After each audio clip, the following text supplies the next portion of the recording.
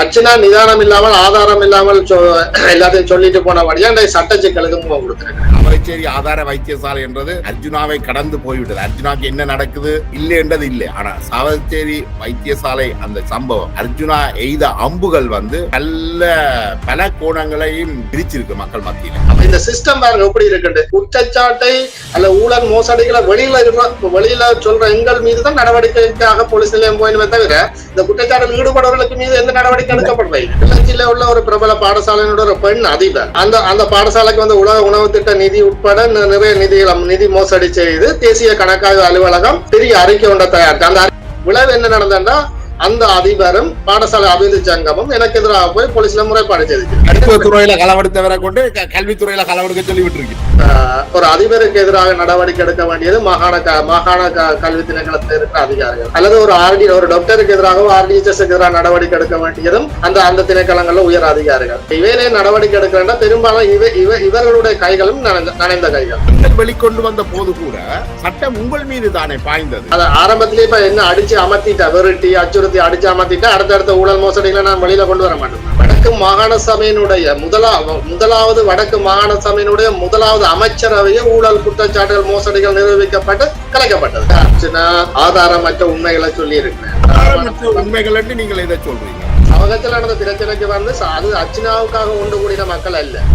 அவர்கள் ஒரு மேட்டுக்குடியில இருந்து வரையில அவர் ஒரு கிளிநொச்சி மாவட்டத்தில இருந்து வந்த மருத்துவர் கிளிநொச்சியில ஒரு கிளிநொச்சி மண்ணினுடைய மகிந்தனாகத்தான் சொல்லப்படுறார். 2009ஆம் ஆண்டு முள்ளிவாய்க்கால் எல்லாம் நாங்கள் போய் கொண்டிருந்த போது அந்த நேரம் மக்களுக்கு இடையில கைவிட்டு ஓடினாக்கள் எல்லாம் சத்தியமூர்த்தியை விமர்சித்து கொண்டிருக்கு. அவைகளுக்கெல்லாம் ஆனா சத்தியமூர்த்திக்கு அந்த வாய்ப்பு அவருக்கு அந்த வாய்ப்பு இருந்தா அவர் விட்டுட்டு போகாம அதுக்கு இருந்தவர். நினைக்கல 2009ஆம் ஆண்டு இந்த கன யூடியூபர்ஸ் அல்லது பேஸ்புக்காரருக்கு வயது இருக்குமோ தெரியாது. சில நேரம் அவர்களுக்கு வயது 5 வயது 6 வயது ஆயிரம். வணக்கம் நேயர்களே, இன்று மற்றொரு கலந்துரையாடலில் சந்திக்கின்றோம். இன்று கலந்துரையாட இருப்பவர் கிளிநொச்சி மற்றும் தமிழ் வட மாகாணத்தில் நன்கு அறியப்பட்டவர், முக்கியமான ஊடகவியலாளர், குறிப்பாக சூழலியல் பாதுகாப்பு போன்ற விடயங்களில் பல்வேறு விஷயங்களையும் மக்கள் முன் கொண்டு வந்தவர். முதல் தடவையாக இன்று நாங்கள் கனந்து கொண்டிருக்கின்ற பிரச்சனையான அர்ஜுனா சாவச்சேரி ஆதார வைத்தியசாலை தொடர்பான விடயங்கள் தொடர்பாக சந்திக்க இருக்கின்றோம் ஒரு ஊடகவியலாளரை. நாங்கள் இன்று சந்திக்க இருப்பவர் தமிழ்ச்செல்வன், முருகையா தமிழ்ச்செல்வன். வணக்கம் முருகையா தமிழ்ச்செல்வன். வணக்கம் ஜெவானா, வணக்கம் நேயர்களே. நான் என்னென்றால் இந்த விஷயத்துல நாங்கள் இப்ப இந்த வட மாகாணத்துடைய சுகாதார விஷயங்கள்ல அர்ஜுனா சொல்கின்ற வரைக்கும் இந்த விஷயங்கள் வராமல் இருந்ததா? ஊடகங்கள் இதை பற்றியான கவனிப்பை செலுத்த இல்லையா? நீங்கள் ஒரு ஊடகவியலாளராக இருந்திருக்கிறீர்கள். வட மாகாணத்தில் இந்த பிரச்சனைகள் ஏன் ஏற்கனவே கொண்டு வரப்படவில்லை அல்லது கொண்டு வரப்பட்டு மக்கள் அதை கவனிக்காவிட்டார்களா? இந்த அர்ச்சனா சொன்ன விடயங்களுக்கு வருவதற்கு முதல் இலங்கையை பொறுத்த வரையில இலங்கை சிஸ்டத்துல வந்து எல்லா துறைகள்லயும் ஏராளமான குறைபாடுகள் இருக்குது. அது சுகாதாரத்துறை மட்டுமில்ல, கல்வித்துறை, விவசாயம், நீர்ப்பாசனம், நிர்வாகம் என பல்வேறு துறைகள்லயும் குறைபாடுகள் இருக்குது. பல்வேறு துறைகளிலும் ஊழல், முறைகேடுகள், மோசடிகள் தொடர்ச்சியா நடந்து கொண்டுதான் இருக்குது. இது வந்து தனிய சுகாதாரத்துறைக்குள்ள மட்டும் இல்ல, எல்லா துறைகளையும் இந்த இருக்கு. ஏன்னா இலங்கை போன்ற நாடுகளுடைய சிஸ்டம் வந்து என்னை பொறுத்தவரையில ஒரு ஃபெயிலியர் என்று தான் சொல்லணும். அதன் விளைவு தான் இப்படி காலங்காலமாக தொடர்ந்து கொண்டே இருக்குது. அதன் ஒரு பகுதி தான் இப்ப சுகாதாரத்துறையில இருக்கிற குறைபாடுகள், ஊழல், மோசடிகள் அல்லது வினைத்திறனற்ற நிலைமைகள் எல்லாம் காணப்படுது. இலங்கையை பொறுத்தவரையில கல்விக்கும் சுகாதாரத்துக்கும் தான் அதிக நிதி பாதுகாப்பு துறைக்கு அடுத்ததாக கல்விக்கும் சுகாதாரத்துக்கும் அதிக நிதி ஒதுக்கப்படுவதாக சொல்லப்படுது வரவு செலவு திட்டத்தின் மூலம். நீங்கள் குறிப்பிடுறது வந்து வலு முக்கியமான விஷயம் என்னன்னா முக்கியம் தான். அது என்றால் எல்லா துறைகளிலையும் இந்த ஊழல் இருக்குன்றது நிச்சயமான உண்மை. அது கிட்டத்தட்ட ஊழல் இல்லாத ஒரு துறை இலங்கையில இல்லை என்றுதான் நினைக்கிறேன். சில சமயம் அது தெற்காசியாவுக்கும் பொருத்தமாக இருக்கலாம். ஆனால் ஏனைய துறைகள்ல இருக்கிற விடயங்கள் ஒரு சில தடவைகள் முகம் காட்டி இருக்குது, பத்திரிகைகள்ல வெளிவந்திருக்கு. ஆனா இந்த சுகாதாரத்துறை சம்பந்தமான பட்ட விஷயங்கள் வந்து பெருமளவுல வெளிவாரையில் என்ற ஒரு குற்றச்சாட்டு இருக்குது. அதை என்னென்று பாக்குறீங்க? இல்ல, அதுதான் நான் சொல்ல வரேன்.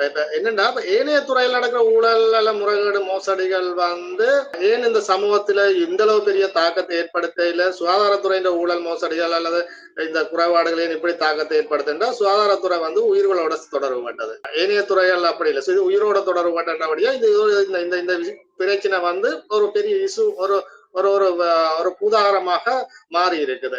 என்னை பொறுத்தவரையில நான் சொல்றேன், சுகாதாரத்துறையில ஊழல் மோசடிகள் கடந்த காலத்திலும் வெளிவந்திருக்கிறது. நான் என்னுடைய அனுபவத்துல சொல்றேன், கடந்த 2012க்கு பிறகு நான் பல ஊழல் மோசடிகளை ஆதாரங்களோட நான் வெளிப்படுத்தி இருக்கிறேன். 2015க்கு பிறகு தகவல் அறியும் உரிமை சட்டம் இலங்கையில நடைமுறைக்கு வந்த பிறகு அந்த தகவல் அறியும் உரிமை சட்டத்தை அடிப்படையா வைத்து ஏராளமான பல ஊழல் முறைகேடுகளை நான் ஆவணங்கள் ரீதியாக வெளியிட்டிருக்கிறேன். தேசிய கணக்காய்வு அலுவலகம், மாகாண கணக்காய்வு திணைக்களம், அதன் பின்னர் ஆரம்ப புலன் விசாரணை குழுக்களுடைய அறிக்கைகள், இவற்றையெல்லாம் நான் கடந்த காலங்களில் நான் ஆவண ரீதியாக வெளியில விட்டிருக்கிறேன். ஆனாலும் அதற்கு இதுவரைக்கும் இந்த உரிய தரப்பினால இந்த நடவடிக்கை எடுக்கப்பட இல்லை. அப்ப சுகாதாரத்துறை இந்த குறைபாடுகள் இந்த மோசடிகள் கடந்த காலத்திலும் வெளிவந்திருக்கு. இந்த அர்ச்சனா சொன்ன இதே விஷயம் குறைபாடுகள் நான் 2 வருஷத்துக்கு முதல் என்னுடைய 2 கட்டுரைகள்ல நான் எழுதி இருக்கிறேன். அப்ப நாங்கள் அந்த கட்டுரைகள்ல செய்திகளாக கட்டுரைகளாக எழுதுகின்ற போது அது 10 11 கடந்து சென்று விடும். ஆனால் அர்ஜுனா சொல்றாரு என்னன்னா, நீங்கள் ஊடகவியலாளர்கள் எழுதியிருந்தால் மக்கள் அதை கவனிச்சிருக்க மாட்டார்கள். ஆனா ஒரு மருத்துவராக இருந்து நான் அந்த விஷயத்தை சொல்கின்ற போது அது கூடுதலாக கவனத்தில் எடுக்கப்படுகிறது. அது சரியா? அதான் உண்மை. என்னண்டா ஏராளமான இதுகள் வந்திருக்கு. நான் ஆவணமாக இந்த அர்ச்சனாண்ட இந்த விஷயத்துக்கு பிறகு திருப்பியும் நான் எழுதினேன். அது சில இணையதளங்கள் எல்லாம் தங்களது இணையதளங்களை பதிவேற்றி இருக்கிறேன். நான் எழுதினேன். என்னடா கடந்த காலங்கள்ல ஊழல் மோசடிகள் வெளிப்படுத்தப்படுகின்ற போது அதற்கு எதிராக உரிய நடவடிக்கைகள் எடுக்கப்பட்டிருந்தால் இன்றைக்கு இந்த சாவகச்சேரி போன்ற நிலைமைகள் வந்திருக்காது.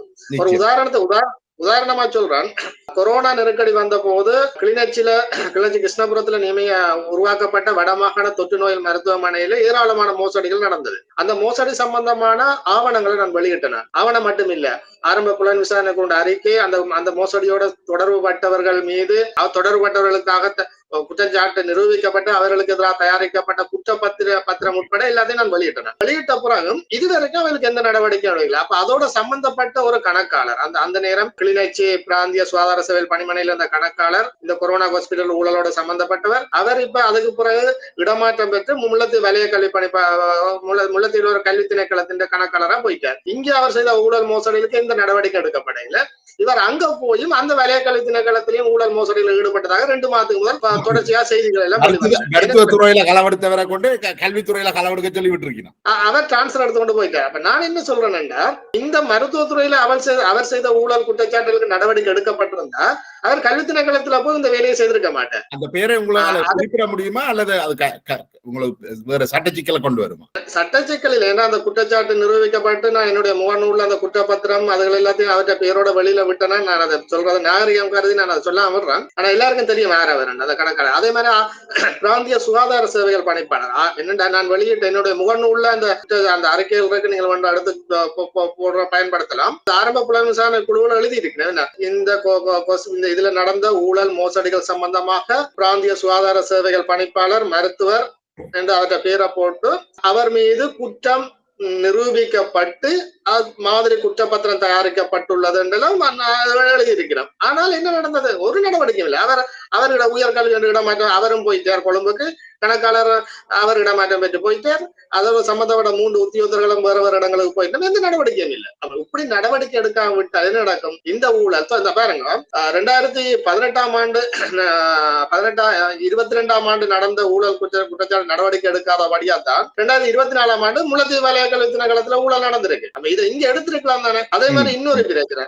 ஆனா இங்க என்ன நடந்தது? நான் இந்த ஊழல் மோசடிகளை வெளியில விட்டதன் காரணமாக பிராந்திய சுகாதார சேவை பணிப்பாளர் எனக்கு எதிராக போலீஸ் நிலையத்துல 2 வழக்குகளை போட்டார். 2 தடவை நான் போலீஸ் நிலையம் போய் வந்தேன். ஆனால் என் மீது அவர்களால் சட்டத்தால நான் எந்த நடவடிக்கையும் எடுக்கலாம் போனது காரணம் என்னன்னா, நான் தகவல் உரிமை சட்டத்துக்கால பெறப்பட்ட ஆவணங்கள் என்னட்ட இல்ல ஆவணங்களும் ஆதாரங்களும் இருந்தபடியா என் மீது எந்த நடவடிக்கை எடுக்கலாம் போயிட்டு. அப்ப இந்த சிஸ்டம் பாருங்க எப்படி இருக்கு. குற்றச்சாட்டை அல்ல ஊழல் மோசடிகளை வெளியில சொல்ற எங்கள் மீதுதான் நடவடிக்கைக்காக போலீஸ் நிலையம் போயிடுமே தவிர இந்த குற்றச்சாட்டில் ஈடுபடுவர்களுக்கு மீது எந்த நடவடிக்கை எடுக்கப்படவில்லை. நீங்க சொல்ற விஷயம் எல்லாமே கிட்டத்தட்ட அர்ஜுனாவுடைய நடவடிக்கைகளை உறுதிப்படுத்துறதா தான் இருக்கு இல்லையா? அதாவது இந்த அதிகாரிகள் இந்த பிரச்சனையை வெளியில வைக்கணுமோ அவையே அடிச்சு மூடுறதுலதான் குறியா இருக்கணும்.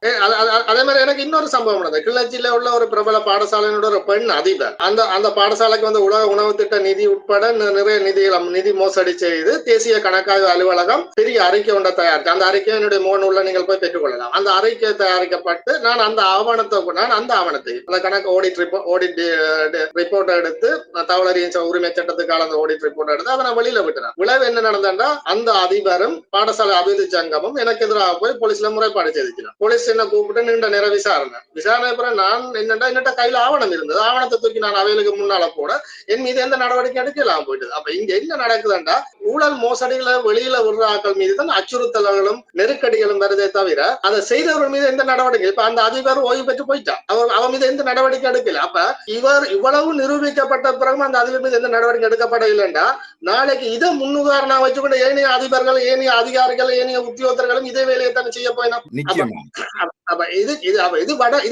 என்ன பண்றது தென்னிலங்கையில சில விடயங்களுக்கு அவ்வப்போது நடவடிக்கை எடுக்கப்படும். இது வடக்குல தான் இந்த நடவடிக்கை எதுவுமே வடக்குல நடவடிக்கை எடுக்கப்படுறதே இல்லைன்னு நீங்க நினைக்கிறீங்க.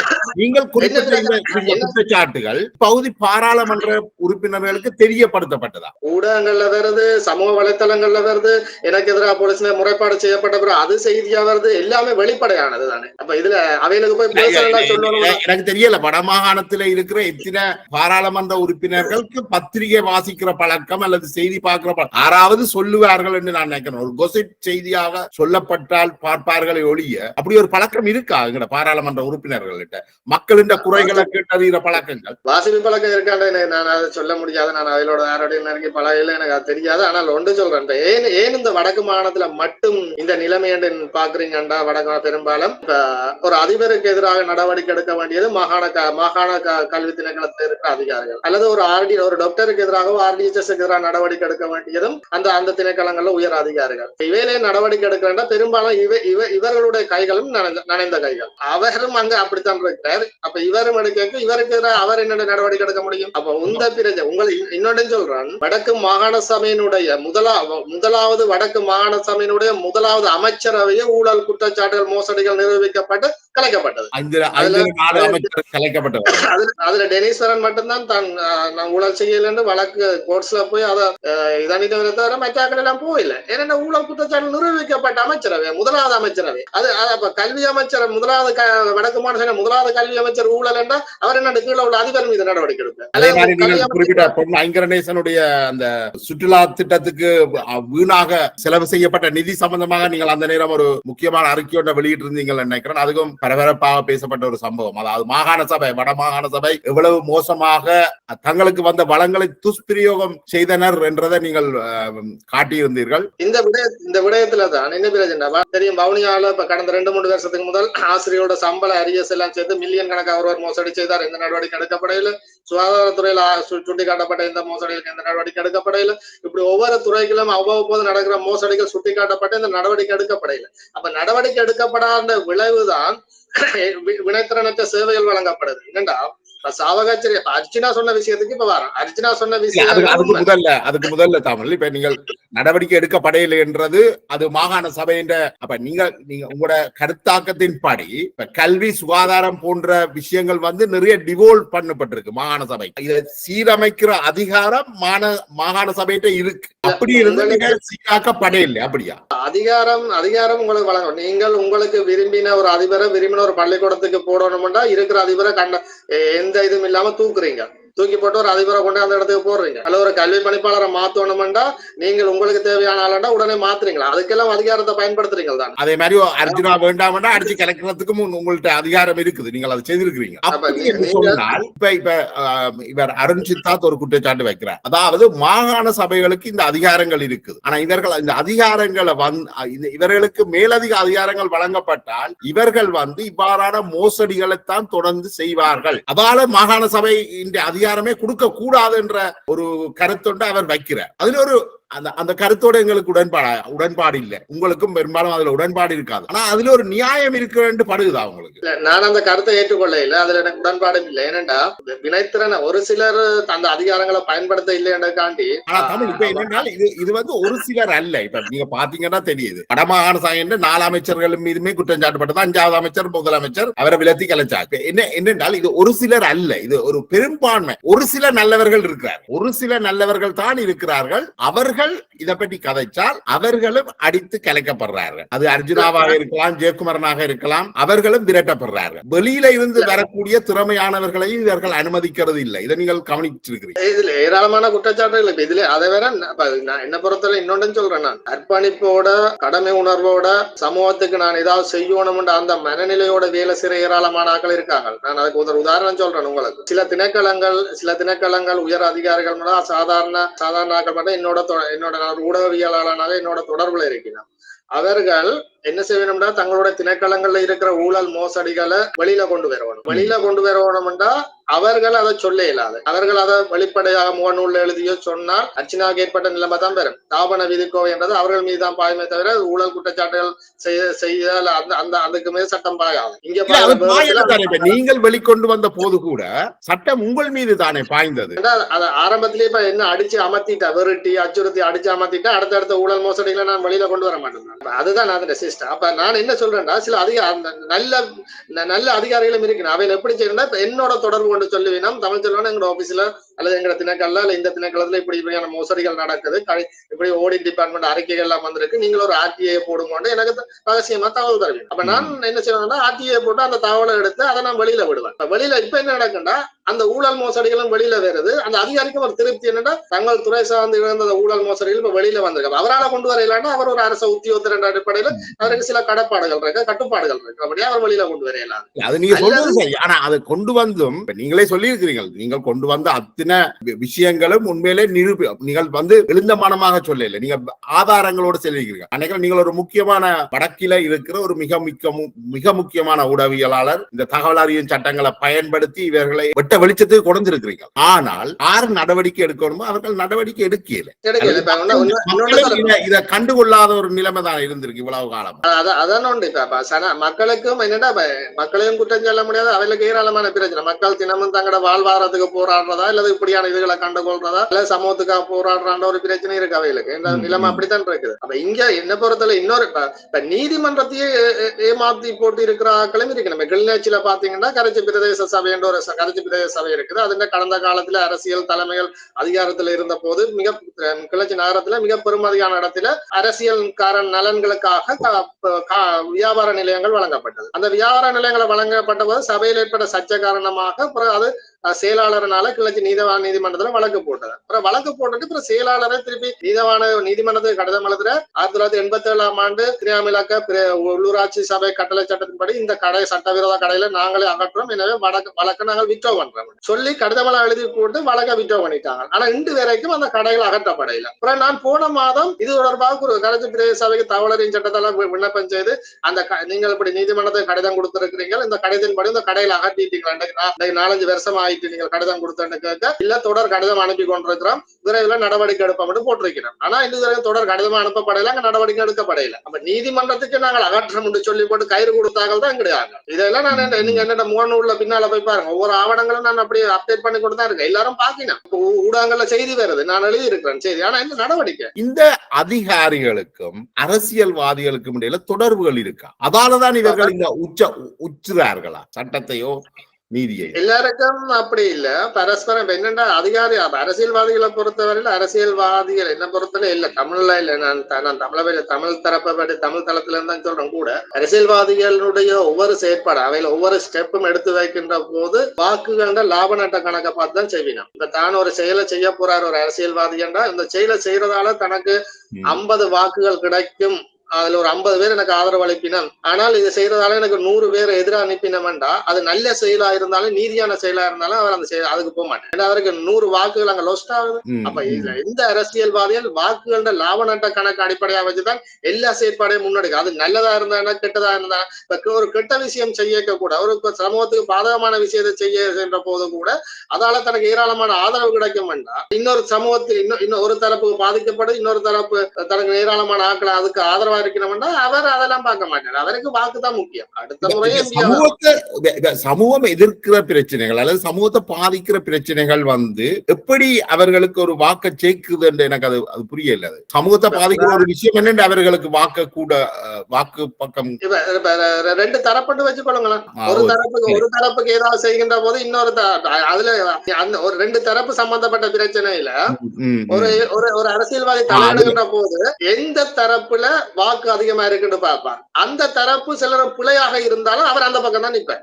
இதுதான் பிரச்சனை. இந்த மாதிரி பிரச்சனைகள் சாவகச்சேரி பிரச்சனையில கிட்டத்தட்ட ஆயிரக்கணக்கான மக்கள் திரண்டு அது ஒரு பெரிய வாக்கு வாங்கி தென்மராட்சி மக்களுடைய அது ஒரு பெரிய வாக்கு வாங்கி. அப்படி இருந்தும் எந்த அரசியல்வாதிகளும் அந்த மக்கள் பக்கம் நிக்கலையே. அண்மையில நடந்த சுகாதாரத்துறை அமைச்சர் வந்த கூட்டத்தில் அமைச்சர் வந்தது வடக்கின்ற சுகாதார நிலைமைகளை பற்றி அறிகிறதுக்கு. அவர் அறிக்கை கொண்டு விட்டிருக்கிறார். ஐரோப்பிய தரத்துல யாழ் போதனா வைத்தியசாலை இருக்கிறதாகவும் மற்ற இடங்கள்ல பெரிய பிரச்சனை இல்லை என்றும் சொல்லி இருக்கிறார். சித்தார்த்தன் அதை பற்றி ஒரு அறிக்கை விடும் பொழுது மக்கள் கொஞ்சம் விஷயம் தெரியாம கொஞ்சம் பெருசாக்கி போட்டோம், அங்க எல்லாம் பெரிய பிரச்சனை இல்ல, எல்லாம் நல்ல நிலைமையில இருக்குது என்ற மாதிரி தான் தலைவர் சித்தார்த்தன் சொல்லி இருக்கிறார்.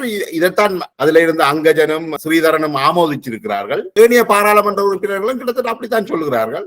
தமிழ் தேசிய முன்னணி சைக்கிள் கட்சியுடைய கஜேந்திரன் சொல்லிக்கிறார், அர்ஜுனாவை வெளியேற்றணும், வெளியேற்றினா எல்லா பிரச்சனையும் முடிஞ்சிடும். இது எப்படி பாக்குறீங்க நீங்க? அர்ஜுனா சொன்ன விஷயங்கள்ல நான் ஏற்கனவே சொன்ன மாதிரி அர்ஜுனா சொன்ன விஷயங்கள்ல ஏராளமான உண்மைகள் இருக்கு. சில விஷயங்கள்ல அர்ஜுனா ஆதாரமற்ற உண்மைகளை சொல்லி இருக்கிறேன். மற்றது அன்றைக்கு சாவகச்சேரி விடயத்துல உண்மைகள் நீங்கள் இதை சொல்றீங்க. இல்ல ஒருவர் மீது நான் குற்றச்சாட்டை முன்வைக்கின்ற போது என்னட்டு ஆதாரம் இருக்கும். இன்றைக்கு அர்ச்சனா எதிர்நோக்கிய சட்ட பிரச்சனை அதுதான்.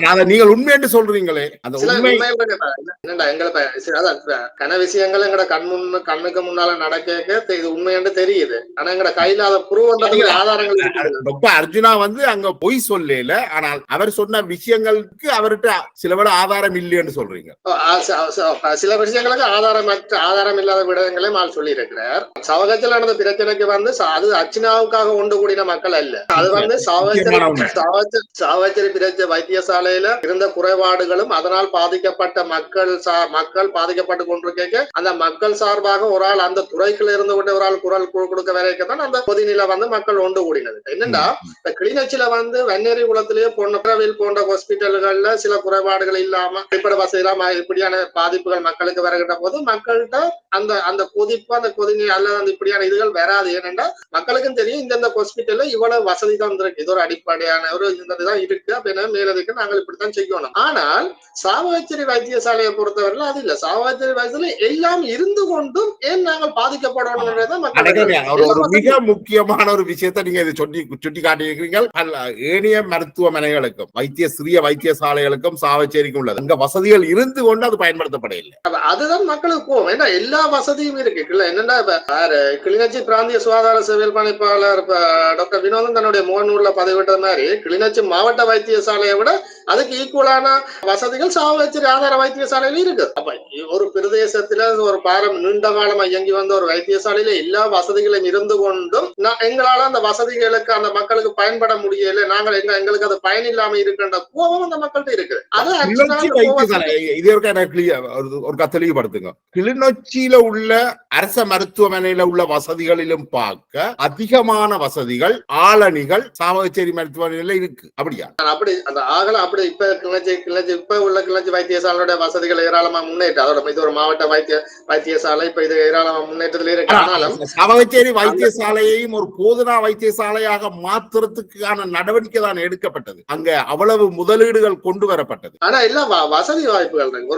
ஒரு பேஸ் ஹாஸ்பிட்டலுக்குரிய வசதி ஒரு பேஸ் ஹாஸ்பிட்டலை விட கூடவான வசதி வாய்ப்புகள் தான் நாங்க ஏனைய நாட்டினுடைய வன்னியில உள்ள ஒரு ஆதார வைத்தியசாலையை விட ஏராளமான வசதி வாய்ப்புகள் சாவகச்சேரி வைத்தியசாலையில இருக்குது. அதாவது கிளிநொச்சி மன்னார் வவுனியா மாவட்ட வைத்தியசாலையை விடுங்க. வவுனியால உள்ள ஒரு பேஸ் ஹாஸ்பிட்டலை விட அதுல இருக்கிற வசதி வாய்ப்புகளை விட சாவகச்சேரியில ஏராளமான வசதி வாய்ப்புகள் இருக்கு.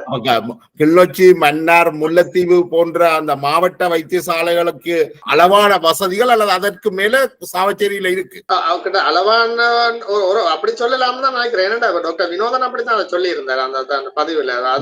அங்க உள்ள வசதி எல்லாம் அங்க இருக்கின்ற மாதிரி தான் அவர் பதிவிட்டு இருந்தார். அப்ப அது ஒரு மிக மோசமான இந்த மருத்துவர்களுடைய அல்லது இந்த அதிகாரிகளுடைய மாஃபியாக்களுடைய செயல்ன்றது வந்து மிக மோசமானதா தான் கருதப்படும். என்னடா மருத்துவத்துறையிலேயும் வந்து இப்ப நாங்கள் 19 எல்லாரையும் குற்றம் சாட்ட முடியாது. என்னடா நிச்சயமா அது எல்லாரும் ஏற்றுக்கொள்கிறார்கள். இந்த மருத்துவத்துறையிலையும் தங்களை முழுமையாக அர்ப்பணித்து சேவையாற்றுகின்ற பலர் இருக்கின்றார்கள். ஆனால் அவர்கள் வந்து மௌனமாகத்தான் இருக்க நிர்பந்திக்கப்பட்டிருக்கிறார். அதோண்டு இருக்குது. மற்றது இந்த இப்படியான ஒரு 100 ஒரு 5% 10% ஆட்கள் செய்யற இந்த இவ்வாறான நடவடிக்கை வந்து ஒட்டுமொத்த துறையும் இப்ப பாதிக்கப்பட்டிருக்கு. உண்மையா இது இந்த சாவகச்சேரியும் அதன் பின்னரான விளைவுகள் நடவடிக்கை எல்லாம் அர்ப்பணிப்போட வேலை செய்யற ஆட்களை மன உளைச்சலுக்கு ஆளாக்கி இருக்குது. இது ஒரு கவலைக்குரிய விஷயம். நிச்சயமான உண்மை. அடுத்த அதுல குறிப்பாக நாங்கள் ஒன்று சொல்லணும் என்றால், கடந்த யுத்த காலத்தின் போது தன்னுடைய உயிரையும் அர்ப்பணித்து பணியாற்றியவர் டாக்டர் சத்தியமூர்த்தி. அவர் யாழ்ப்பாண மருத்துவமனையை பொறுப்பெடுக்கின்ற பொழுது இந்த நிலையிலும் பார்க்க இன்றைக்கு அந்த மருத்துவமனை மிக மிக வெற்றிகரமாக முன்னேற்றப்பட்டிருக்கு என்றதையும் நாங்கள் ஏற்றுக்கொள்ளணும். ஆனால் அண்மையில இந்த கேபிட்டல் தொலைக்காட்சியுடைய நேர்காணலை தொடர்ந்து அவர் மீது ஒரு அபாண்டமான குற்றச்சாட்டு ஒன்று வைக்கப்பட்டிருந்தது. ஆனால் அந்த குற்றச்சாட்டு தெளிவுபடுத்தப்பட்ட பிறகு ஊடகங்கள் வந்து அதே செய்தியை இன்றைக்கும் பரப்பிக் கொண்டிருக்கின்றன. இதை ஏன் சத்தியமூர்த்தி அவர்கள் மீது இவ்வளவு வன்மமாக இந்த ஊடகங்கள் அல்லது இது நடக்குது என்று நீங்க நினைக்கிறீங்க? உண்மையா சாவகச்சேரி ஹாஸ்பிட்டலுக்கும் சாவகச்சேரி ஹாஸ்பிட்டல் யாழ்ப்பாண ஹாஸ்பிட்டலுக்குள்ள இல்ல. சாவகச்சேரி ஹாஸ்பிட்டல் அதாவது அது வந்து வடக்கு மாகாண சபைக்குள்ள இருக்குது. மாகாண நிர்வாகத்துக்குள்ள இருக்கு. சாவகச்சேரி ஹாஸ்பிட்டலுக்கு பொறுப்பாக யாழ் பிராந்திய சுகாதார சேவைகள் பணிப்பாளர் இருக்கிறார். அதுக்கு மேல மாகாண சுகாதார சேவைகள் பணிப்பாளர் இருக்கிறார். இந்த நிர்வாக டைம் இருக்கின்ற போது இதோட ஏன் வந்து யாழ் போதனா வைத்தியசாலைய கனெக்ட் பண்ணி சத்தியமூர்த்தியோட சேர்த்து இப்படி அடிக்கிற இல்லை. இன்னும் காரணம் என்னன்னா, இதுல சில தனிப்பட்ட காழ்ப்புணர்ச்சிகள், தனிப்பட்ட விமர்சனங்கள் சிலர் இந்த சந்தர்ப்ப பயன்படுத்திக்கூட காத்திருந்த ஆக்களுக்கு ஏதோ கிடைச்ச சொல்லுவாங்க, ஏதோ வாய்ப்பு கிடைச்ச மாதிரி இவர் மீது இவரை டேமேஜ் பண்ணலாம், இவரை எப்படி இவருடைய பேரை கெடுக்கலாம், அல்ல இவரை சமூகத்துல எப்படி ஒரு குற்றவாளி ஆக்கலாம் பார்த்து கொண்டிருந்தார்கள். இந்த சந்தர்ப்பத்தை பயன்படுத்தி தொடர்ச்சி அவர் மீது அவதூறு செய்ய வலிக்கிட்டார். அவர் மீதான தனிப்பட்ட சிலருடைய காழ்ப்புணர்வால நடக்குதுன்னு நினைக்கிறீங்களா, அல்லது திட்டமிட்டு சில ஊடகங்கள் அரசியல் செயற்பாட்டாளர்கள் முன்னெடுக்கிறார்கள் என்று பார்க்கிறேன்? சில திட்டமிட்ட சில ஊடகங்களும் எதிர்காலத்துல தாங்கள் அரசியலுக்கு வரணும் என்ற அபிலாசையில உள்ள ஆட்களும் இதன் பின்னணியில இருக்கிறது தெளிவாக தெரியுது. கேபிட்டல் டிவி வந்து அதுதான் இதை ஆரம்பிச்சு வச்சதுன்னு நினைக்கிறேன். கேபிட்டல் டிவி நிகழ்ச்சி தொகுப்பாளர் அப்படி செய்திருக்கல. ஒரு அதிகாரிய ஒரு ஆளை முன்னால வச்சுக்கொண்டு எடுத்தடுப்புல சாதாரண நேர் ஒரு ஆளுக்கு கோல் பண்ற மாதிரி கோல் பண்ணி கேட்கிற எல்லாம் அது முறை இல்லை. அது ஊடக அது நிச்சயமான உண்மை. அதாவது அர்ஜுனாவுடைய அந்த நேர்காணல்ல வந்து சத்தியமூர்த்தி அவர்களுக்கு தொலைபேசியில் அழைத்து அவர்கள் சத்தியமூர்த்திட்ட ஒரு விண்ணப்பத்தை விட்டிருந்து அதை முறைப்படி செய்திருக்கணுமே ஒழிய இந்த பிராங்கோல் என்ற ஒரு பகுதி விதமான நிகழ்ச்சிகள் சிலவர்கள் நடத்தப்படுறது போல நீங்கள் அப்படி ஒரு செய்யறதா அது முறையற்ற. நீங்கள் சொல்ற நிச்சயமான அதோட நானும் உடன்படுறேன். அப்படி ஒரு அதிகாரியை வந்து நீங்கள் உங்களுக்கு ப்ராப்பர் இன்டர்வியூ வேணும்னா நீங்கள் அவர்கிட்ட விண்ணப்பிச்சு டைமை செட் பண்ணி தான் அதை செய்யணும். அது சும்மா ஒரு போன் கால் அடிச்சு செய்யறதுல. ஆனா அதுக்கு பிறகு நடந்த நேர்காணல்ல கூட ஒரு ஒரு மயக்க நிலையை ஏற்படுத்துற மாதிரி தான் அந்த நேர்காணல் அமைந்தது. அதுக்கப்புறம் டாக்டர் ஜெயக்குமாரன் நேர்காணல்ல கூட டாக்டர் ஜெயக்குமாரன் வந்து அதுல சொல்ற தனக்கு தான் வந்த யாழ்ப்பாணத்துல வீடு அடிச்சு உடைக்கப்பட்டு தான் வெளியேற்றப்பட்ட போது 2 பணிப்பாளர் அவைகளுடைய பேரை நான் சொல்ல விரும்பல என்று சொன்ன பிறகு அந்த நிகழ்ச்சி தொகுப்பாளர் சத்தியமூர்த்திட்ட பேரை அழுத்தமாக சொல்கின்ற போது அதுல ஜெயக்குமாரன் ஒரு தவற விடுறார். அந்த இடத்துல அவர் அதை மறுத்து உரைச்சிருக்கணும். அதுக்கு பிறகு தன்னை பேஸ்புக்ல எழுதின மாதிரி தவறான ஆளை வந்து அடையாளம் காட்டுறது அதுவும் ஒரு மிக தரான ஒரு அந்த பிரச்சனையிலேயே சம்பந்தப்படாத ஒரு ஆளை அவருக்கு முன்னால வச்சே அதை அடையாளம் காட்டின. அது ஒரு மிக தவறான ஒரு விஷயம். அந்த இடத்துல டாக்டர் ஜெயக்குமாரன் அவர்கள் அதை அமைதியா கடந்து போனதுன்றதுதான் அது பிரச்சனை. ஆனா அதுக்கப்புறம் அவர் தன்னை மோனூல்ல எழுதி இருக்கிறார். அவர் எழுதின பிறகும் என்ன நடந்தது என்றால் அந்த நேர்காணல் வந்து அவர்கள் செய்த நேர்காணலை வந்து கிட்டத்தட்ட 1,07,000 அல்லது 70,000 பேருக்கிட்ட பார்த்திருக்கிறார். ஆனால் அவர் எழுதின அந்த முகநூல்ல எழுதின குறிப்பை எத்தனை பேர் பார்த்திருப்பார்கள் என்று எனக்கு தெரியாது. மற்றது ஒரு பிராக்டிக்கலா ஊடகங்கள் ஒன்றை விளங்கிக் கொள்ளணும். ஒன்று எல்லாருக்கும் எல்லா நாலேஜும் இருக்க வேண்டாம் இல்ல, அல்ல எல்லாருக்கும் எல்லா அந்த அந்தந்த பௌதிக ரீதியான தொடர்புகள் இருக்க வேண்டும் இல்லை. ஆனா அதை தகவலை உறுதிப்படுத்தணும். இப்ப சத்தியமா டாக்டர் ஜெயக்குமாரனுக்கு யாழ்ப்பாணத்தை விட்டு போனது 2013ஆம் ஆண்டு. அவருடைய வீடு தாக்கப்பட்டது 2012ஆம் ஆண்டு ஜூன் மாதம் 13ஆம் தேதி. அவர் யாழ்ப்பாணத்தை விட்டு போனது 2013ஆம் ஆண்டு. சத்தியமூர்த்தி டாக்டர் யாழ்ப்பாணம் டைரக்டரா புறப்பட்டது 2015ஆம் ஆண்டு அக்டோபர் மாதம். முதுகல் எல்லாம் வச்சுக்கொண்டு சும்மா திட்டமிட்டு தான் ஒரு ஆள் மீது அவதூறு செய்யணும். என்னன்னா அந்த கேபிட்டல் டிவி அதுல ஒரு பாரிய தவறு விட்டுட்டு என்றால், இந்த டாக்டர் சத்தியமூர்த்தி அவர்கள் மே மாதம் அனுப்பின கடிதத்துக்கும் அன்றைக்கு நடந்த சம்பவத்துக்கும் எந்த சம்பந்தமே இல்லை. ஆனால் அந்த தொலைக்காட்சி அந்த நிகழ்ச்சியில வந்து இந்த கிளாரிட்டியை கொண்டு வரவே இல்லை. ரெண்டையும் இணைச்சுதான் அது நகர்த்தப்பட்டிருந்தது அந்த நேர்காணல். அவர்கள் வந்து டாக்டர் சத்தியமூர்த்தி மீது குற்றச்சாட்டை முன்வைக்கணும்ன்றதுல தான் அவர் அடிமனதுல அது இருந்தது தெரியுது. கேபிட்டல் தொலைக்காட்சிக்கு ஒரு அரசியல் பின்னணி இருக்கா? ஆரம்பத்துல இருந்ததாக சொல்லப்படுது ஒரு எம்பியினுடைய.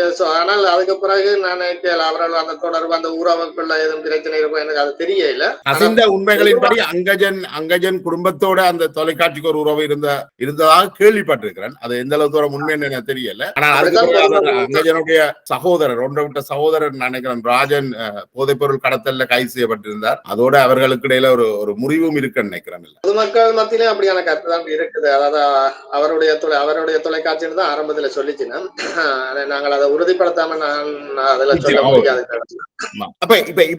இப்ப ஏன் சத்தியமூர்த்தி அவர்கள் மீது இப்ப இந்த பிரச்சனை வந்து தெளிவுபடுத்தப்பட்டு சில ஊடகங்கள் அதை வெளியிட்டிருக்கிறோம், தேசன் நெட்லயும் நாங்கள் அதை வெளியிட்டிருக்கிறோம். ஆனால் இன்னும் அந்த பிரச்சனையிலேயே தொங்கிக் கொண்டு பல ஊடகங்கள் நினைக்கிறேன் தமிழ் வின் போன்ற அதாவது பொதுமா ஐபிசி போன்ற ஊடகங்களும் இதை வெளியிட்டு கொண்டே இருக்கணும் நினைக்கிறேன் இல்லையா?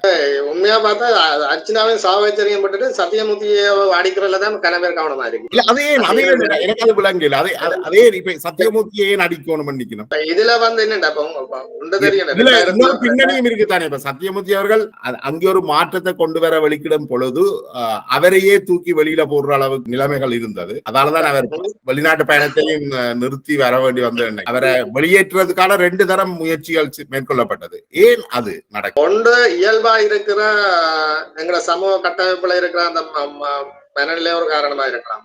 2வது அது என்ன மனநிலையை சொல்றீங்க? அதுல இப்ப இந்த மேட்டக்குடி சிந்தனைகள் மேல்நிலை முதுகல் இல்லாம எங்க சமூகத்துல குறையோடி போயிருக்கு. சத்தியமூர்த்தி அவர்கள் ஒரு மேட்டுக்குடியில இருந்து வரையில அவர் ஒரு கிளிநொச்சி மாவட்டத்தில இருந்து வந்த மருத்துவ கிளிநொச்சியில ஒரு கிளிநொச்சி மண்ணினுடைய மகிந்தனாகத்தான் சொல்லப்படுறார். அது ஒரு காரணமா?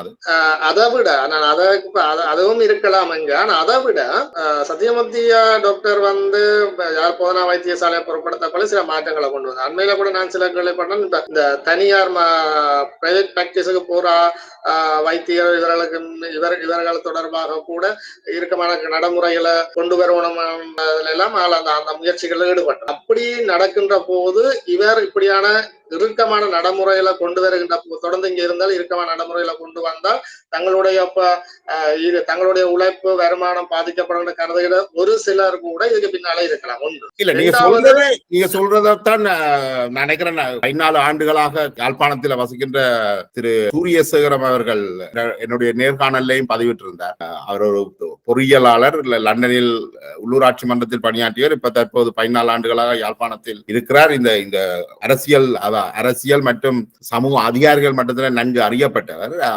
அவரும் நீங்கள் சொல்ற அந்த விஷயத்தை தான் என்னட்ட உறுதிப்படுத்துறேன்னா, இந்த மாற்றங்களை விரும்பாதவர்கள் அவருக்கு எதிராக செய்கிறார்கள். இந்த எதிர்ப்புக்கு அவருடைய சமூக பின்னணி ஏதாவது காரணம் இருக்கா? இல்ல இதான் பிரச்சனை. எல்லா இடமே ஏன் அர்ச்சனாவுக்கு அந்த எதிர்ப்பு வந்தா உதாரண பேசிக் அடிப்படை காரணம் அது மாதிரி தான். ஆனா இன்னொன்று இதுல ஒன்றை பார்த்து கொள்ளணும். அர்ச்சனா செய்த மாதிரி எல்லாம் நிர்வாகத்தை யாழ் போதனா வைத்தியில செய்ய முடியும். சத்தியமூர்த்தி டாக்டர் வந்து யாழ் போதனா வைத்தியசாலையில பிரைவேட்டா போறாக்கள், அந்த வேலை இந்த வினைத்திறனா வேலை செய்யாதாக்கள், மாபியாக்கள் மீது கடுமையான நடவடிக்கை இறுக்கமா கொண்டு வந்தால் யாழ்ப்பாண வைத்தியசாலையில இருந்து அதோட சம்பந்தப்பட்ட கன்சல்டன்ட் மேல டாக்டர்ஸ் மேல அல்ல வேற ஆட்கள் டிரான்ஸ்பர் எடுத்துக்கொண்டு வெளியில போனாலோ அல்ல வேற எங்கேயும் போனால் அந்த சேவை அங்க பாதிக்கப்படும். அந்த சேவை அங்க பாதிக்கப்படுகின்ற போது மக்கள் பாதிக்கப்படுகிறார். மக்கள் பாதிக்கப்படுகின்ற போது இந்த சத்தியமூர்த்தி மீது குற்றச்சாட்டு வைக்கிற அதே எல்லா தரப்பும் என்ன சொல்ல போனா சத்தியமூர்த்திக்கு நிர்வாகம் நடத்த தெரியாது, அதனாலதான் எல்லா டாக்டர்ஸும் விட்டுட்டு போறாங்க, இதற்கு நிர்வாகம் நடத்த தெரியாத குற்றச்சாட்டு தான் வைக்க போறாங்க. இல்ல இது உண்மை என்னென்றால் நாங்கள் அதான் இந்த கிளாரிட்டி வேணும். என்னென்றால் அர்ஜுனா சாவகச்சேரியில எடுத்த அதே விஷயத்த நிச்சயமாக சத்தியமூர்த்தியால நாங்கள் அங்க எடுக்கணும் என்று நாங்க எதிர்பார்க்க இயலாது. ஏனென்றால் சாவகச்சேரி மருத்துவமனை இயங்க நிலையில இல்லாத ஒரு மருத்துவமனை, யாழ்ப்பாணத்தில் இருக்கிற மருத்துவமனை இயங்கிக் கொண்டிருக்கிற மருத்துவமனை. அது கிட்டத்தட்ட மிக சனத்தொகை நெருக்கம் கூடின யாழ்ப்பாணத்துல இவர்கள் ஸ்ட்ரைக் பண்ணி இருந்தால் இந்த மாஃபியாக்களால கண்ட்ரோல் பண்ணப்படுகின்ற மருத்துவ மாஃபியாவாக கருதப்படுகின்ற DMOA யாழ்ப்பாணத்திலே எப்படி சாவகச்சேரியில மக்களுக்கு எதிராக மக்களுடைய உயிரை புறக்கணித்து அவர்கள் செத்தாலும் பரவாயில்லை என்று போராட்டத்தை நடத்திச்சிடமோ அதே போல யாழ்ப்பாணத்தில் நடத்தி இருந்தால் நான் நினைக்கிறேன் அங்க நடந்திருக்கக்கூடிய உயிரிழப்புகள் மிக மிக அதிகமாக இருந்தது. அது மிக மோசமான பின்விளைவுகளை விளைத்திருக்கும். டாக்டர் சத்தியமூர்த்திக்கு அந்த முடிவை எடுத்திருக்க இயலாது. நீங்க சொல்றது 100% சரி என்று தான் நான் நினைக்கிறேன். அதுக்கப்புறம் பாதிக்கப்பட போறது மக்கள் தான். அப்ப மக்கள் பாதிக்கப்படாத வகையில தான் நிர்வாகத்துல இருக்கிற நிர்வாகத்துல இருக்கிற ஒரு ஆள் மக்களும் பாதிக்கப்படாத வகையில தான் சில நடவடிக்கைகள் அது எடுத்தேன் கவுத்தேன் பாணியில செய்ய முடியாது. அர்ஜுனா எடுத்த நடவடிக்கையில நான் பெருசா முரண்படையில. என்ன சாவச்சேரியில அங்க இவர்கள் எதுவுமே சாவச்சேரி ஹாஸ்பிட்டல்ல அப்படியே தம்பிக்க வைக்கிறதா அவர்கள் நோக்கமா இருந்தது கடந்த காலங்களில். சாவகச்சேரி அர்ச்சனா நடவடிக்கை காரணமா சாவகச்சேரி ஹாஸ்பிட்டல் செயல் இழந்தாலும் அதால பெரிய பாதிப்புகள் வராது உடனடியா. ஏனென்றா உடனடியா அங்க யாழ்ப்பாணத்துக்கு கொண்டு போயிடலாம். ஆனா யாழ்ப்பாண ஹாஸ்பிட்டல் ஒரு மணத்தியாலம் விட்டாலே அங்க ஏராளமான உயிர்கள் போயிடும். அந்த நிலைமையை நாங்கள் புரிஞ்சு கொள்ளணும். சத்தியமூர்த்தி அவர்களுக்கு எதிராக இந்த வைக்கிற குற்றச்சாட்டுகளுக்கு காரணம் மக்கள் அதை எதிர்பார்க்கணும். அல்லது இது சம்பந்தமாக கவனித்துக் கொண்டிருக்கிற ஊடகங்களோ அல்லது இந்த யூடியூப்பாளர்களோ இதை தவறாக இவரை ஏன் அவருக்கு உதவி செய்யல என்று அப்படி நீங்கள் பாக்குறீங்களா? அப்ப அந்த மனநிலையும் இருக்கு. அந்த ஒரு நிலை வேணும்டா. இப்ப பாத்தீங்கன்னா இந்த குற்றச்சாட்டுல முன்வைக்கிற அதிகமான ஆட்கள் யூடியூபர்ஸும் பேஸ்புக்காரர் தான் அதிக குற்றச்சாட்டு. இந்த பேஸ்புக் யூடியூப் வச்சிருக்க ஆட்கள் எல்லாம் என்ன பொறுத்தவரை நான் சில பேரை பார்த்திருக்கிறேன். நினைக்கல 2009ஆம் ஆண்டு இந்த கன யூடியூபர்ஸ் அல்லது பேஸ்புக்காரருக்கு வயது இருக்குமோ தெரியாது. சில நேரம் அவர்களுக்கு வயது 5 வயது 6 வயது ஆயிரம். 2009 சொல்றீங்களா? 2009 நீங்க சொல்றது சரியா? அப்ப இந்த வயதுல இருந்தாக்கள் தான் இப்ப கணவர் யூடியூபர்ஸையும் பேஸ்புக்கையும் வச்சுக்கொண்டு சத்தியமூர்த்தி டாக்டருக்கு எதிராக அவதூறு செய்யணும். ஆனால் இவர்களுக்கெல்லாம் 2009 நடந்தது சத்தியமூர்த்தியின் அர்ப்பணிப்பான மகத்தான சேவைகள் அது எங்களால் எங்களுக்கு தான் தெரியும். 2009ஆம் ஆண்டு முள்ளிவாய்க்கால் எல்லாம் நாங்கள் போய் கொண்டிருந்த போது அந்த நேரம் மக்களுக்கு இடையில கைவிட்டு ஓடினாக்கள் எல்லாம் சத்தியமூர்த்தியை விமர்சித்து கொண்டிருக்கிறோம். அவைகளுக்கெல்லாம் ஆனா சத்தியமூர்த்திக்கு அந்த வாய்ப்பு அவருக்கு அந்த வாய்ப்பு இருந்தா அவர் விட்டுட்டு போகாம அதுக்கு இருந்தவர். அப்ப ஒருவேளை கடந்த கால சில பேர் சொல்லினோம் அது விடுதலை புலிகள் இருக்கும் வரைக்கும் இருந்த சத்தியமூர்த்தி வேற இப்ப இருக்கிற சத்தியமூர்த்தி வேற என்று. அப்படி இல்ல. அப்படி சொல்லி அப்படின்னா எல்லாரும் அப்படித்தான் இருக்கணும். அப்படி இல்ல. நான் எனக்கு ஏற்ற மாதிரி அல்லது நான் என்னுடைய விருப்பு வெறுப்புகளில் இருந்து கொண்டுதான் நான் எல்லாத்தையும் இப்ப குற்றச்சாட்டுகளை முன்வைக்கிறேன். ஊடகங்களுடைய உலகமா இருக்கு. இந்த சமூக ஊடகங்கள்ல உண்மை நேர்மை நியாயம் இது ஒன்றுமே இல்லை. இங்க தனி விருப்பு வெறுப்புகளுக்கு உட்பட்டு தான் இங்க எல்லாம் நடக்கும். கொஞ்சம் முரண்படுறேன் தமிழ். இப்ப என்னென்றால் சமூக ஊடகங்கள் இந்த சிட்டிசன் ஜேர்னலிசம் இந்த யூடியூப்பாளர்கள் இந்த ஸ்மார்ட் போன் ஊடகவியலாளர்கள் இவர்கள் இருந்தபடியால் தான் சாவகச்சேரி மருத்துவமனை அம்பலத்துக்கும் வந்தது. ஆனால் அவர்கள் கூடுதலான பொறுப்பு எடுக்கணும். ஆனா அதே நேரம் கேபிட்டல் டிவியை நீங்கள் என்ன சமூக ஊடகமா இல்லையே? கேபிட்டல் டிவி ஒரு ட்ரெடிஷனல் மீடியா, ஐபிசி தமிழ் எல்லாம் ஒரு ட்ரெடிஷனல் மீடியா. ஆனால் இவர்கள் ஏன் சத்தியமூர்த்தியை டார்கெட் பண்றேன்? இப்ப என்ன பிரச்சனைடா, நான் ஃபியூச்சர்ல அரசியலுக்கு வரப்போறேன். என்னுடைய அரசியல் தளம் கிளிநொச்சி யாழ்ப்பாணம் வச்சுக்கொள்ளும். ஃபியூச்சர்ல எனக்கு யார் போட்டியாளரால் எதிர்த்தரப்பா இருக்கிற நான் கருதுறனும் அவர்கள் தான் எனக்கும் எதிராக இருப்பினம் என்றால் அவர் மீது இருக்கிற நன்மதிப்பையும் அவர் மீது இருக்கிற சமூக அந்த மதிப்பு மரியாதையில நான் அதை இப்பவே டேமேஜ் ஆக வலிக்கிட்டா தான் ஃபியூச்சர்ல நான் தடை இல்லாம என்னுடைய தங்களுடைய அரசியல் பயணத்தை முன்னோக்கி கொண்டு போகலாம். இது ஒரு முக்கியமான காரணமா இருக்கலாம் என்றால் இதுக்கு சில ஆதாரங்களும் இருக்குது. தமிழரசு கட்சியை தன்னுடைய கண்ட்ரோலுக்கு கொண்டு வரணும் என்றது ஐபிசி பாஸ்கரனுடைய நிலைப்பாடு. அது கிட்டத்தட்ட வெளிப்படையாகவே மக்களாலையும் உணரப்படுது என்று தான் நினைக்கிறேன். அவருடைய கட்டுப்பாட்டில் தான் இந்த ஐபிசியாக இருக்கலாம், தமிழ் விண்ணாக இருக்கலாம், லங்காசிரியாக இருக்கலாம், ஜேவிபி நியூஸ் எல்லாமே அதாவது இன்றைக்கு தமிழ் மக்கள் எங்க இருந்து செய்தியை எடுத்துக் கொள்கிறார்களோ அந்த செய்தி ஊடகங்கள் பாஸ்கரனுடைய கட்டுப்பாட்டில் தான் இருக்குது. பாஸ்கரனுக்கு ஒரு முதலமைச்சர் கனவு இருக்குது என்றது கிட்டத்தட்ட வெள்ளிடம் அல்ல, எல்லாருக்கும் தெரியும். அந்த நோக்கத்தின் பின்னணியில தான் சத்தியமூர்த்தி தாக்கப்படுறேன். நான் இப்ப நான் இதுல எதையும் உறுதிப்படுத்தி அல்லது அதிகம் பேரை சொல்லி ஊடகங்களை சொல்லி என்னால இந்த இடத்துல கருத்து சொல்ல முடியாது. அதுக்காக நான் அந்த பயந்தால அப்படி அல்ல, சில விஷயங்களை சொல்ல நான் அர்ச்சனா மாதிரியும் ஆதாரம் எல்லாரையும் உளறி கொட்டிட்டும் போயிடாது. நாளை சட்ட சிக்கலுக்கு முகம் கொடுக்க வேண்டி வரும். அந்த மண்ணில நிலைச்சு அந்த மண்ணில இருந்து செயற்படுற நீங்கள் உங்களுக்கு சில கட்டுப்பாடுகள் இருக்குது. ஆனால் நான் இது மக்கள் தரப்பில அல்லது பாஸ்கரனை நன்கு அறிந்தவர்கள் தரப்பில இருந்து பெற்றுக்கொண்ட தகவல்கள் அதை உறுதிப்படுத்த எனக்கு என்ன அப்படி என்ன சத்தியமூர்த்தியும் ஒரு நாளைக்கு அரசியல் களத்துல இறங்கலாம் என்று நீங்கள் நினைக்கிறீர்களா? இல்ல அப்படியே அறிவிப்பு சொல்ல தேவையில்லை, அப்படி அதுக்கான வாய்ப்புகள் இருக்கா? இல்ல நான் அவரோட அவருக்கு எனக்கு அறிமுகம் இருக்கு, அவர் பழக்கம் இருக்கு. நான் ஒரு தடவை கேட்டதுக்கு தனக்கு இப்போதைக்கு அந்த ஐடியா இல்லைன்னு தான் சொன்னேன். ஒரு ஐடியா இருக்கு, ஃபியூச்சர்ல அது எப்படி இருக்குமா இல்லையா, அல்லது அவர் அரசியல இப்ப இருக்கிற இந்த சூழ்நிலையில அவர் அரசியல விரும்புவாரா அல்லது ஓய்வு பெற அரசியலுக்கு வருவாரான்றெல்லாம் இப்போதைக்கு மட்டும் தெரியாது. அது எதிர்காலம் தீர்மானங்கள் அவருக்கு மட்டும்தான் நினைக்கிறேன். இந்த இப்போதைக்கு விருப்பம் இல்லைன்றத ஐபிசி பாஸ்கரனும் மணந்து பிடித்திருப்பாரு நினைக்கிறேன். சிலவேளை அதுகளும் இதுல ஒரு முக்கியம். தமிழரசு கட்சிக்கு 10 லட்சம் கொடுத்ததாக பரவலாக செய்திகள் கசிந்து இருக்குது, ஸ்ரீதரனுக்கு கொடுக்கப்பட்டதாக. பாப்போமே இது எங்க போகுது. ஆனால் அதற்காக ஒரு வைத்தியரை ஒரு தன்னை அர்ப்பணித்து பணியாற்றுகின்ற ஒரு மருத்துவர் மீது பாண்டமான பழிகளை போடுறதுன்றது மிக மோசமான. விமர்சிக்கிற ஆக்கள் பார்த்தா நீங்க வாழ்க்கையில தவறக்கூடாது. விமர்சிக்கிற நான் இதுல ஜேசுநாதர் சொன்ன மாதிரி தான் சொன்னேன், நீங்கள் யாராவது தவறு செய்யாத ஆக்கள் கல்லறியும். ஆனா கல்லறிகிற ஆக்கள் எல்லாம் யாருன்னு பாத்தீங்கன்னா முழுக்க நான் பெரும்பாலான ஆக்களை சொல்லுவேன். எல்லாரும் சமூகத்துக்கு நீங்க சமூகத்துக்கு என்ன செய்திருக்கிறீங்கன்னா நீங்கள் ஒன்றும் செய்யல. ஒரு ஆண்ட்ராய்டு போனும் ஒரு பேஸ்புக் கணக்கம் வாய்ஸ் டைப்பிங் ஆப்ஷன் இருந்தா சரியா நான் யாரையும் எப்படி விமர்சிக்கலாம். அதுக்கு ஒரு முறை இருக்கு. தமிழ் சொல்ல நாங்கள் என்னன்னா இந்த அதுல நான் உண்மையா முரண்படுறேன் உங்களோட. இந்த சிட்டிசன் ஜேர்னலிசம்ன்றது அவர்கள் மற்ற ட்ரெடிஷனல் ஊடகவியலாளர்கள் போல் பயிற்றுவிக்கப்பட்டவர்கள் அல்ல. அவர்கள் உணர்வு ரீதியாக அதான் சிட்டிசன் ஜேர்னலிசம் என்றது. சிட்டிசன் ஜேர்னலிஸ்ட் பிளவிடையில தானே இந்த தவற ட்ரெடிஷனல் மீடியா தானே செய்யுது. அதுவும் உண்மைதான்.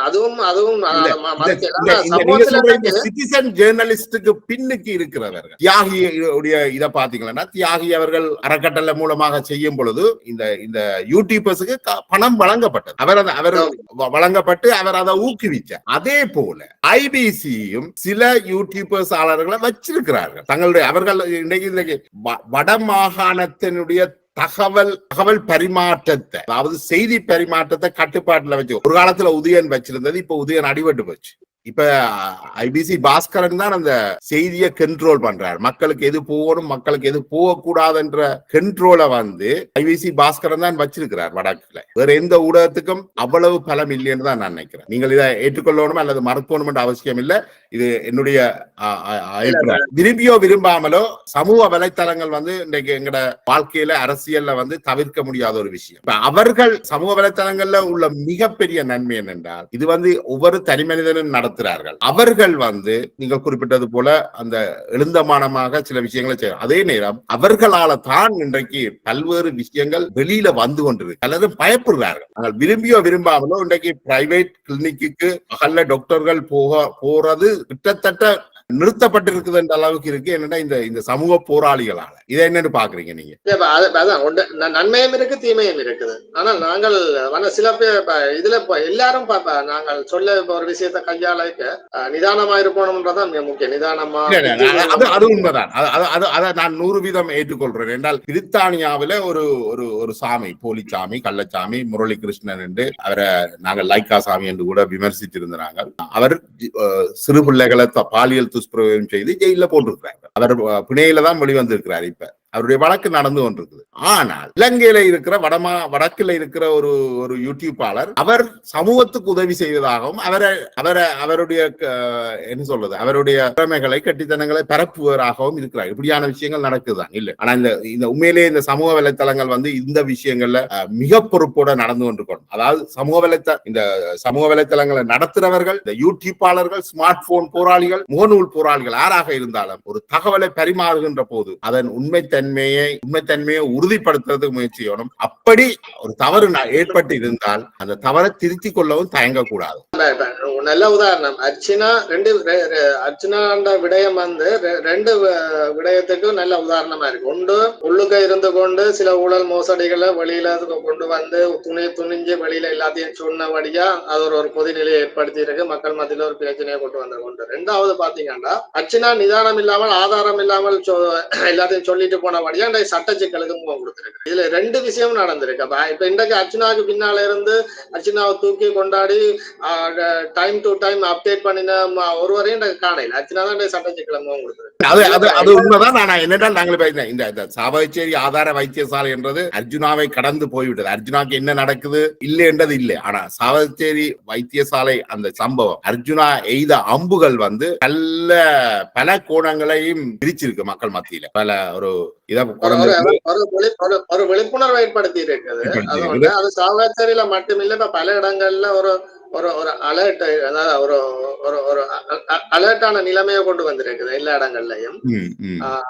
ஆனாலும் மாற்றங்கள் என்றது என்னன்னா அர்ச்சனா மாதிரியும் மாற்றங்களை கொண்டு வர முடியாது. அந்த அப்படியான வழிமுறையும் அல்ல.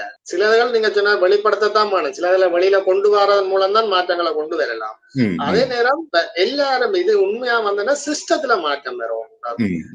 அதுதான் பொலிசி வயசா சிஸ்டத்துல மாற்றம் வந்தாதான் இழத்திருக்கலாம். மற்றபடி ஒரு அர்ச்சனாவோ அல்லது ஒரு சத்தியமூர்த்தியோ அல்லது ஒரு தமிழ் செல்வனோ அல்ல ஒரு ஜெயபாலனோ இல்ல யாராலும் அப்படி ஒண்ணு செய்ய முடியாது. அது நிச்சயமான உண்மை. அது ஒரு அரசியல் மாற்றம் ஒன்று எங்களுக்கு தேவை. நினைக்கிறேன் இந்த மாற்றத்தை எப்படி கொண்டு வரலாம் என்றது பற்றி நாங்க இன்னொரு நிகழ்ச்சியில கலந்துரையாடுவோம். நீண்ட நேர்காணலை தந்ததுக்கு இந்த நேரம் நீங்கள் தூங்குகின்ற நேரம் நினைக்கிறேன் நாங்கள் இதுவரைக்கும் எடுத்த நேர்காணல்ல ஒரு வித்தியாசமான பார்வை ஒன்று வந்திருக்குன்னு நினைக்கிறேன். இந்த நேர்காணல்ல பல்வேறு விஷயங்களை அலசி இருக்கிறோம். நாங்கள் தொடர்ந்து பேசுவோம் தமிழ். வரும் காலங்களில் ஏற்படக்கூடிய பிரச்சனைகளையும் நீங்கள் எங்களுடைய தளத்துல கலந்துரையாடணும் என்று கேட்டுக்கொண்டு உங்களோட நேரத்துக்கு நன்றி தெரிவித்து விடைபெறுகிறோம். நன்றி.